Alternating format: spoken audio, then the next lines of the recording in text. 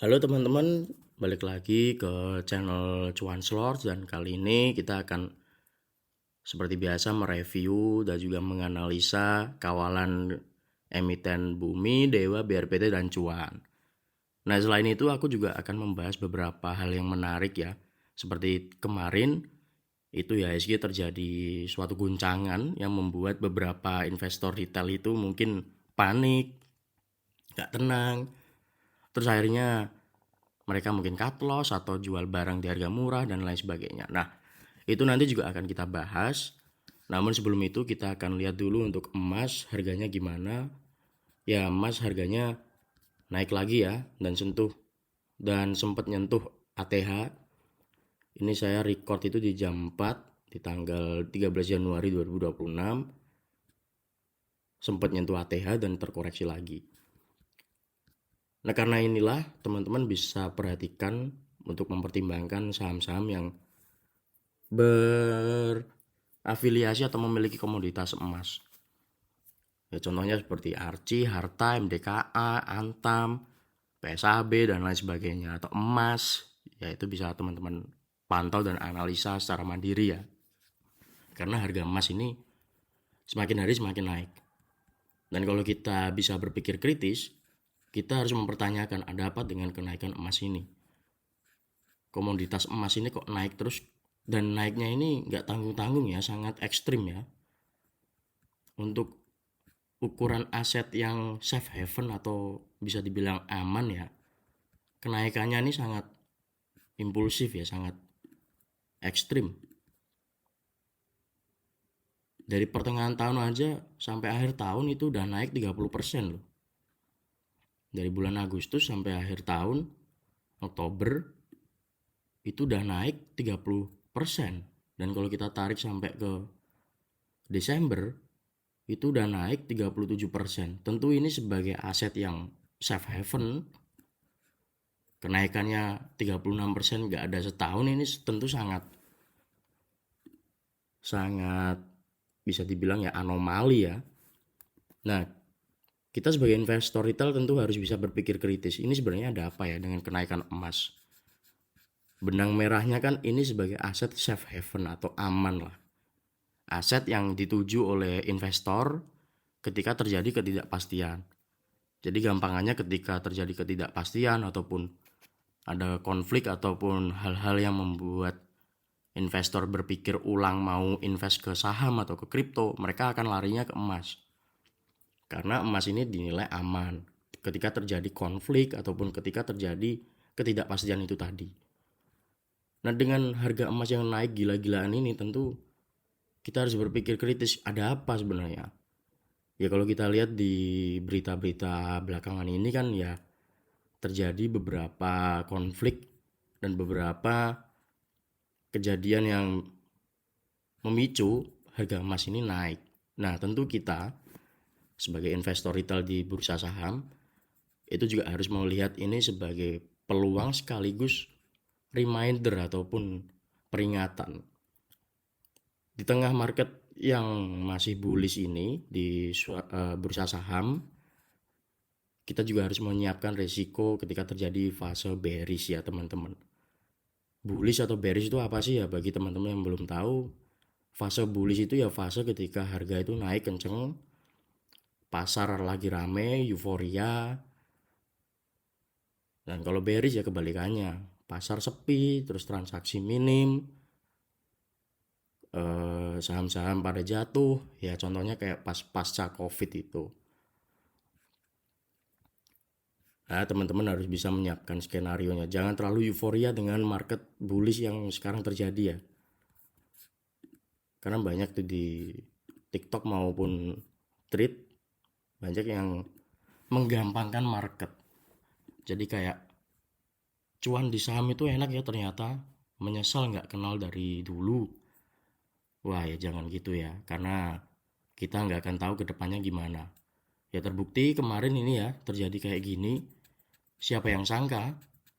Nggak ada yang nyangka. Saya pun nggak nyangka.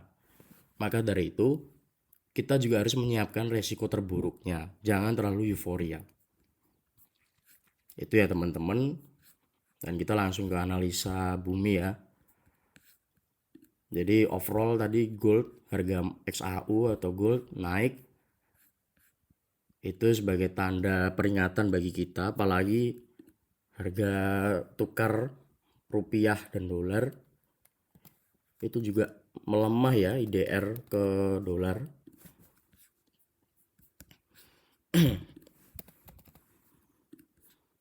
Ya, melemah. Dan bahkan hampir menyentuh 17.000. Ini sama kayak bulan-bulan trading halt. Trading halt itu bentar. Ya, ini bulan April ya, sebelum terjadi trading halt. Ini nilai tukar rupiah ke dolar itu juga melemah ya. Nilai rupiah anjlok, melemah. Hingga mau menyentuh 17.000 juga ini di tanggal bulan April, tanggal 6 April ini. Jadi ini juga menjadi perhatian ya bagi kita, karena nilai tukar dolar ke rupiah ini menguat dan rupiah ke dolar melemah. Artinya mata uang kita melemah ya. Tentu di fase market yang sedang bullish ini juga harus menjadi perhatian bagi kita, menjadi pertimbangan. Pada intinya, market yang bullish ini jangan sampai membuat kita itu buta ataupun jumawa dan terlalu euforia ya teman-teman. Kita juga harus menyiapkan fase terburuknya. Jangan sekali-sekali kita menggampangkan market, jangan sekali-sekali kita meremehkan, dan jangan sekali-sekali kita beranggapan bahwa market ini akan bullish terus. Nggak akan. Karena di dunia ini pasti akan ada dua sisi ya. Ketika terjadi bullish pasti nanti akan terjadi bearish. Ketika terjadi bearish pasti nanti akan terjadi bullish. Hukum kausalitas lah, sebab akibat. Jadi nggak mungkin teman-teman nggak bisa berpikiran market ini akan naik terus, bullish terus, nggak akan. Di dunia ini kan ada dua pilihan, antara setelah naik ya akan turun, setelah turun nanti akan ada kenaikan lagi. Ya seperti itulah kausalitas. Jangan berpikiran secara sempit bahwa market ini akan bullish terus. Ya kita balik ke analisa kita pertama di bumi ya. Jadi bumi kemarin closing di 436. Dia berada di bawah garis tengah 438 ini. Dan menurut saya nih ada kecenderungan bisa menguji ke bawah lagi 418 sampai 420 ini. Dan sama seperti yang kemarin saya bilang ya, bahwasanya teman-teman bisa pantau ketika dia berdekatan dengan garis MA-nya. Nah ini kan sudah berdekatan nih sama garis MA-nya. Namun kalau menurut saya, dengan situasi yang nggak menentu seperti sekarang ini, apalagi ada buangan yang sangat besar dari asing, tentu menurut saya ini wait and see dulu sih. Karena ya kita nggak akan tahu apa yang terjadi. Dan inilah teman-teman, market itu ya bertindak sesuai dengan apa yang dia mau, bukan apa yang kita harapkan. Kita udah menganalisa sedemikian rupa, tapi ketika pergerakan market itu berlawanan dengan analisa kita, ya kita harus terima. Jangan sekali-kali kita ingin menaklukkan market. Kita di sini itu pengennya bertahan, jangan ingin menaklukkan. Sama kayak kemarin itu yang saya bilang, bahwasanya area pentingnya kan di sini sampai sini, 438 sampai 476. Siapa yang tahu kemarin terjadi shake out seperti itu. Dan yang menarik adalah, menurut saya kemarin itu yang terjadi bukan market crash ya teman-teman. Market crash itu lebih kompleks lagi. Kemarin itu menurut saya lebih ke shake out. Shake out itu apa? Shake out itu ya gampangannya kayak goncangan, kocokan.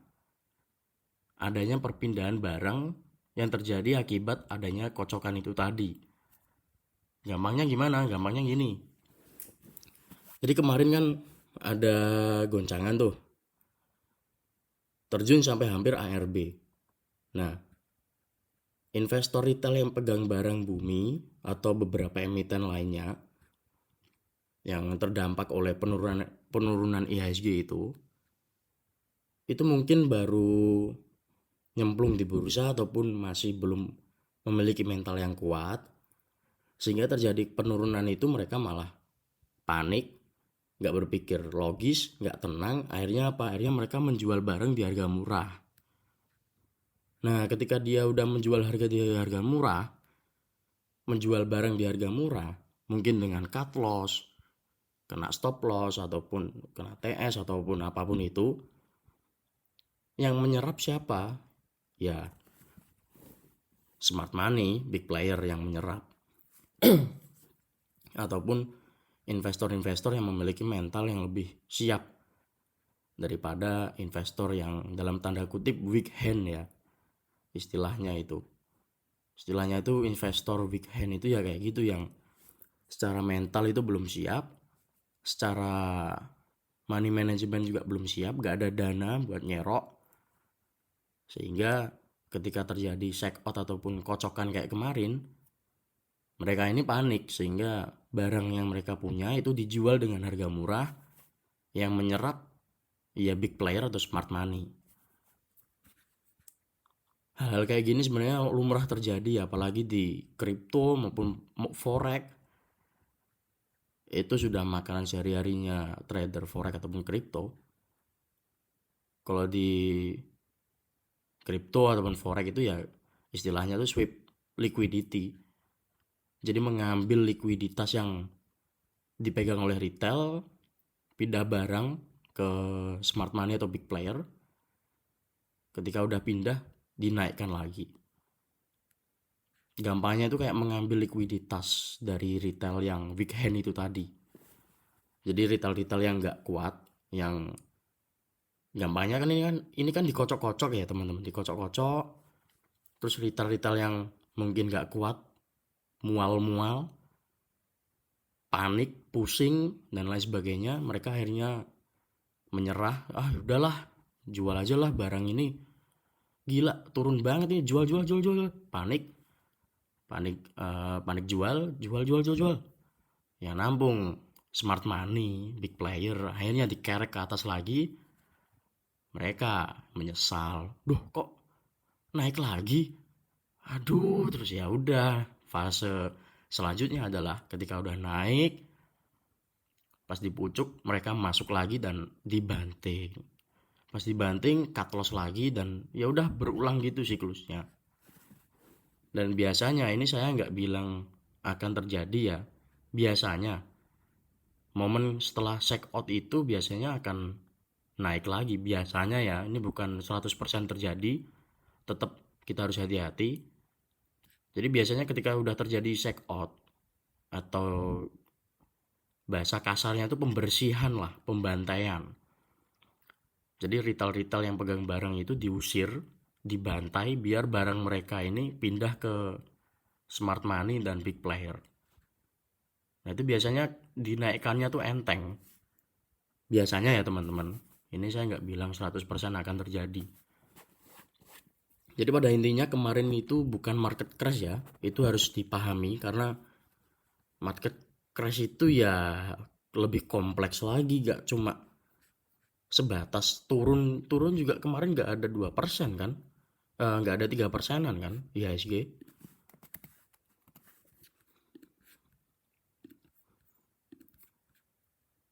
Jadi ya teman-teman harus bisa memahami lah. Nggak ada 3%-an. Bumi dari harga 4, harga open deh 15%, udah hampir ARB ya. Terus habis itu ditarik lagi. Dan ini masih ada buyer yang kuat ya. Karena dia udah nyentuh sini, ternyata ditarik ke atas lagi. Jadi bukan market crash ini, karena masih ada buyer yang menjaga harga.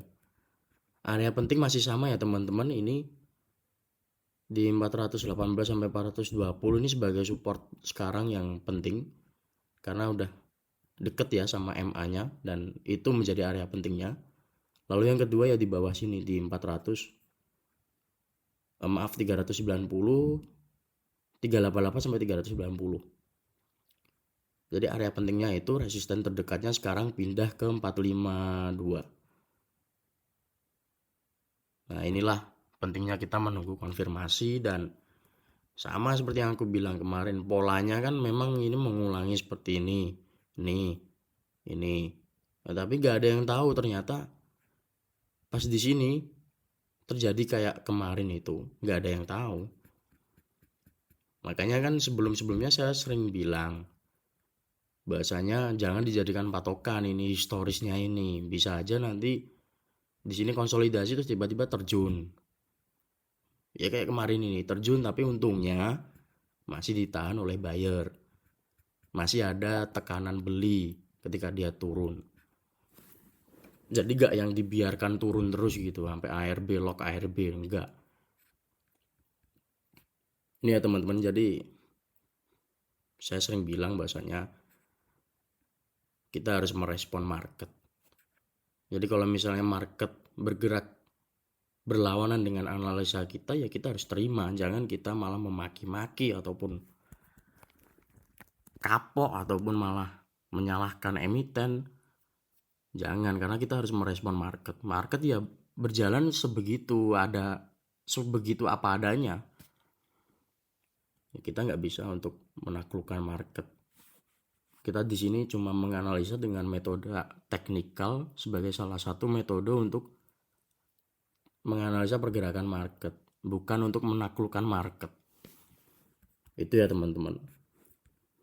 Jadi menurut saya intinya kemarin itu terjadi shake out, membersihkan retail. Jadi retail biar dipaksa keluar, terpaksa menjual dengan harga murah, lalu dikerek lagi ke atas oleh smart money.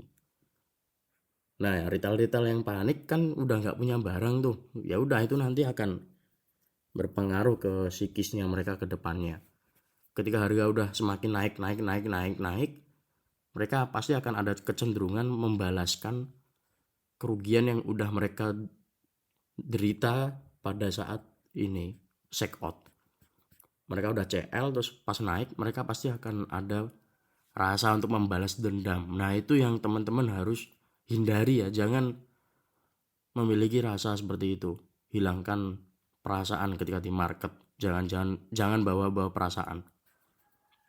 Itu ya teman-teman, untuk bumi area pentingnya masih sama. Dan kalau dari Broksum kita lihat asingnya keluar ya, distribusi. Meskipun memang ada yang nampung, tapi AK sebagai pemilik barang yang banyak ternyata distribusi dan dia nggak nampung. Yang nampung malah BK. Sini ada XL asing juga ya. Ya overall ini masih wait and see kalau menurut saya. Tunggu dulu karena kita masih belum tahu kemarin itu apakah sudah mereda atau belum. Takutnya akan ada susulan. Nah, kita harus tunggu dulu konfirmasi wait and see sih kalau menurut saya. Bagi yang punya barang di 452, masuk di 452, saran saya untuk batas resiko ya di 420 ini. Kalau misalnya mau meminimalisir resiko loh ya. Kalau mau nambah muatan ya bisa dipantau di sini atau di sini juga. Pokoknya area pentingnya sekarang itu di dua ini. 418 sampai 420, 388 sampai 390. Itu ya teman-teman. Dan ya seperti yang video sebelumnya, saya bilang bahwasanya bumi kan ada kecenderungan akan mengetes lagi di 452 ya. Karena dari Broksum juga agak jelek. Ya dia beneran nguji situ, tapi ternyata kan gak ada yang tahu. Terjadi shake out seperti ini, terjun sampai hampir ARB, lalu ditarik lagi naik. Nah, inilah market. Dia akan berjalan apa adanya. Kita hanya bisa merespon, dan ya kalau misalnya analisa kita berlawanan ataupun gak sesuai dengan pergerakan market, ya kita harus terima. Itu untuk bumi. Untuk dewa bagaimana? Dewa sama ya, bahkan udah sampai nyentuh di bawah dan dia closing di pas di 790. Nah ini untuk Dewa juga sesuai dengan yang saya bilang kemarin, bahasanya dia ada potensi untuk menguji untuk ngetes 825, tapi ternyata dia gak bisa meneruskan kenaikannya, gak ada flow yang mendukung, sehingga dia balik lagi ke kandang di 790 sampai 825 ini ya. Dia main-main di situ dan ternyata ada kejadian kayak ini, dan ini kan di luar prediksi ya. Kita gak tahu dan kita gak bisa ngapa-ngapain, ini di luar kendali kita, ternyata terjadi seperti ini. Maka itulah pentingnya money management dan bagaimana kita mengatur emosi. Nih dia sampai nyentuh bawah terus ditarik lagi ke atas. Ini kan di luar prediksi saya ya. Ya mohon maaf apabila terjadi seperti ini, dan kesalahan itu ya saya terima, karena memang market itu ya nggak bisa kita memprediksi selalu benar, ataupun kita analisa harus sesuai dengan keinginan kita, itu nggak bisa. Ini ya untuk Dewa, untuk area penting masih sama. Sekarang lagi di supportnya 790, dan ini udah mulai berdekatan ya dengan garis MA. Garis MA-nya di 744. Itu bisa dijadikan area penting sekarang. Lalu area penting kedua ya di bawah ini sebagai mayor 650. Mayor terakhir ada di sini. Sangat jauh ya. Untuk Dewa seperti itu. Dan dari Broksum kita lihat sama ya, asing keluar. Benar. Ya asing keluar. Meskipun memang ada yang nampung ya, tapi secara overall asing keluar, dan semoga aja asing akan buyback lagi. Dan menurut saya sama seperti bumi, ini wait and see dulu ya, karena balik lagi kita belum tahu apakah kejadian kemarin udah benar-benar reda, dan apakah sentimennya sudah selesai ataupun udah mereda apa belum lah. Jadi menurut saya wait and see dulu. Ini untuk Dewa, selanjutnya BRPT. Ya BRPT jebol ya, udah nyentuh bawah lagi. Dan ini yang saya maksud, dia udah menuju ujung pattern, dan ini penentuannya apakah dia akan naik ke permukaan ataupun malah turun lagi. Dan ternyata turun lagi ya. Dan ini cukup aneh, padahal asing nyangkut. Nah kalau kita tarik dari tanggal 8 dari Broksum, ini AK udah keluar dikit ya, tapi dari tanggal 8 itu masih posisi nyangkut 3000. Kalau dari tanggal 9 AK keluar cuma 8 eman ya, padahal di tanggal 8 itu dia masuk lumayan gede.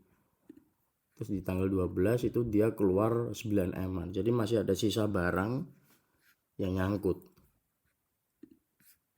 Nah ini kedepannya potensi ya masih wait and see kalau menurut saya ya. Jadi overall ini masih wait and see, karena ini tekanan jualnya sangat tinggi. Dan dia udah jebol bawah, udah bikin buntut kayak gitu. Untungnya dia ditarik closing di atas support 2880.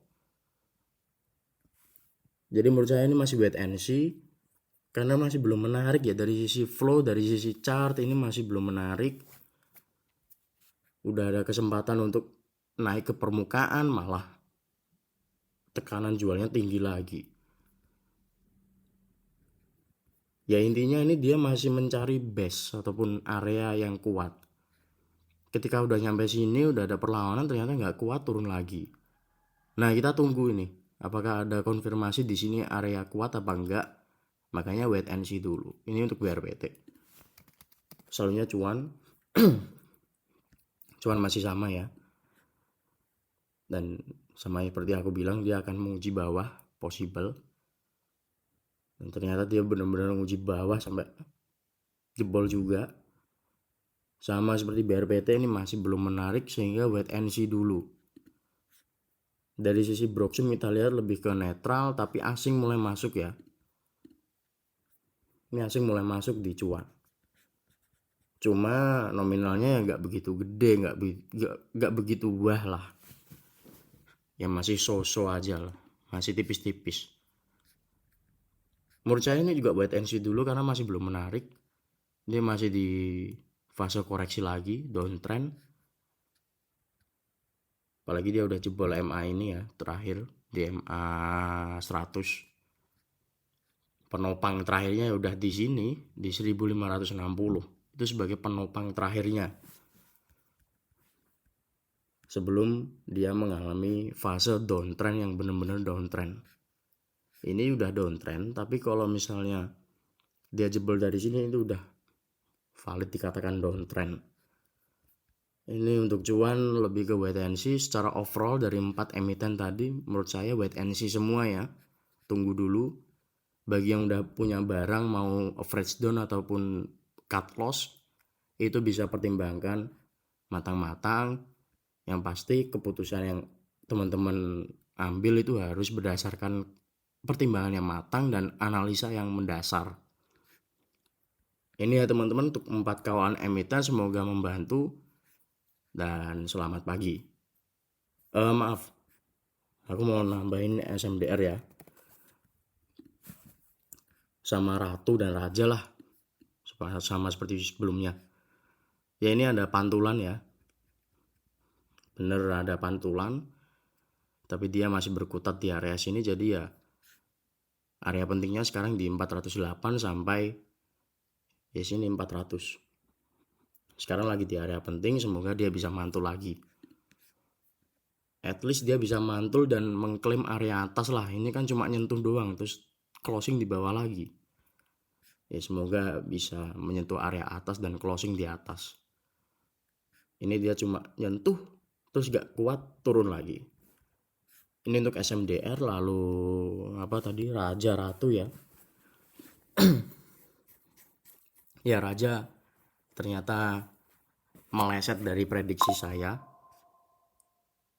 bahwasanya dia ternyata jatuh sampai ke bawah. Di sebelumnya kan saya memprediksi dia bisa mengetes atas lagi ya, karena dari sisi Broksum itu bagus di tanggal berapa ya? Oh ya, hari Jumat ya, berarti closing hari Jumat.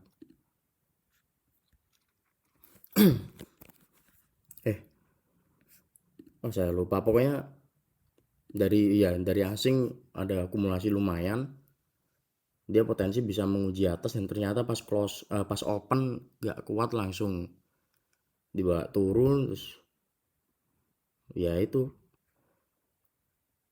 pas IHSG turun dia juga ikut turun, terus ditarik ke atas lagi. Ya inilah, kita sebagai analisa itu harus menyiapkan risiko yang terjadi. Makanya saya selalu bilang tunggu open atau tunggu closing, jangan cepet-cepetan ataupun ngejar kereta, atau ya pokoknya jangan asal masuk lah. Itu ya teman-teman. Untuk Ratu kita lihat dia malah jebol ya dari pattern. Jadi menurut saya wait and see juga ini, dia ternyata udah jebol. Nah inilah, kita harus menyiapkan resiko yang terjadi, kan kita nggak ada yang tahu ya, ternyata terjadi seperti kemarin yang membuat tekanan jual semakin besar, terus dia jebol dari pattern seperti ini. Ya untuk Ratu ini menurut saya wait and see juga ya, karena dia udah terkoreksi. Itu untuk kawalan kita, semoga membantu dan